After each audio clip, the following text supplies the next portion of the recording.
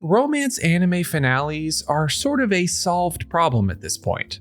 It feels like overwhelmingly they end with confessions, and that makes a ton of sense. It's the perfect culminating moment to episode after episode of tension and relationship building, and putting that at the end of the season gives a very satisfying feeling of finality.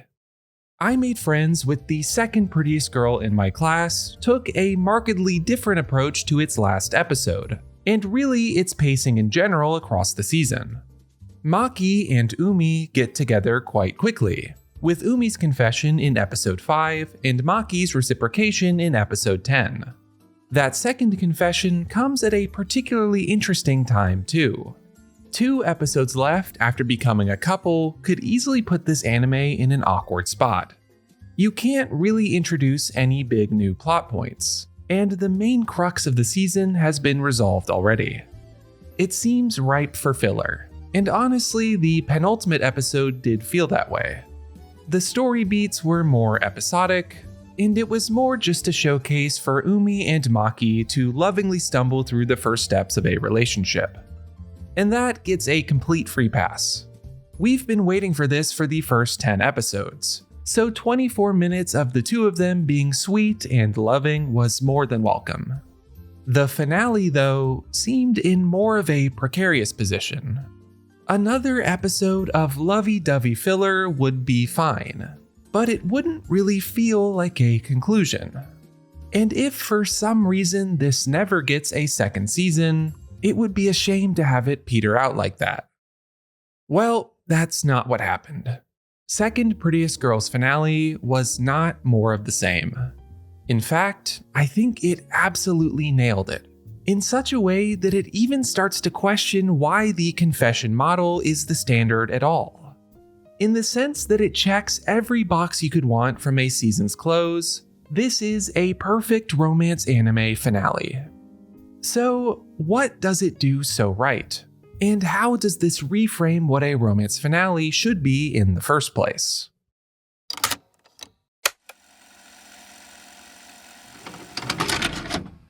Right from the start, this finale sets out to highlight all of the ways that things have changed since the start of the story. We open with Maki and Umi playing games together, just like in the premiere. But of course, here they are in each other's arms. Not just dating, but comfortable around each other. This theme will recur, spotlighting familiar places and the new dynamics at play. The finale is still episodic in nature, but all of the pieces link together using this connecting thread to keep things from feeling disjointed. The Valentine's Day subplot does a great job of showing how much both of our protagonists have grown over the past 12 episodes. Umi is still stubborn and anxious at times, but she's much more in control and able to put those feelings into words. Maki has learned how to speak up, and is confident enough to come to Umi's aid when she needs it. The best part may be seeing how much they've gotten to know each other. And they really feel like a couple in this scene, beyond just the labels of boyfriend and girlfriend. Their love feels like a culmination of their experiences together, which makes it satisfyingly grounded. And the little White Day follow-up reminds us that despite being quite mature at times, these two can still become embarrassed high schoolers at the drop of a hat. The second half of the finale concerns Umi's birthday. For the most part, it's more of the same good vibes as before. Seeing Maki with all of his new friends reminds us again how much has changed since he was a lonely and bitter student in the first episode. Umi's middle school classmates being at the party also serves as a great emotional conclusion to that entire conflict earlier.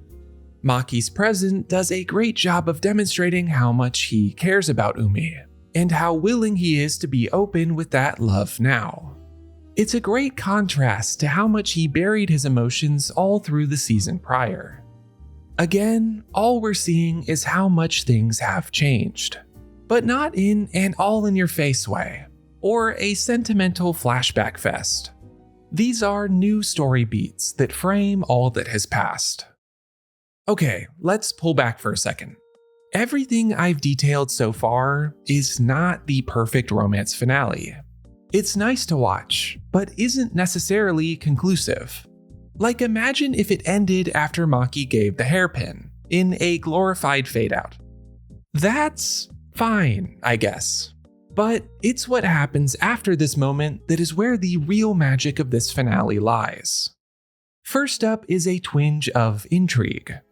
Earlier on, we got some interesting comments from Yu's mother. Apparently, Yu brings up Maki a lot at home. It's all in the context of Umi, but we can feel that this isn't the end of the story. Yu is clearly embarrassed, and Umi is noticeably disconcerted. Fast forward to after the party, and Yu asks her mother if she will ever find someone to love. It's a small moment, but really does a lot in context. It immediately makes Yu more interesting. Frankly, it's been a while since she's been in the picture in a big way, and her character was never as layered as our main two. But in this passing moment in the last few minutes of the finale, we completely perk up as an audience. The questions Yu asks are important, and they signal at a deep unrest in her.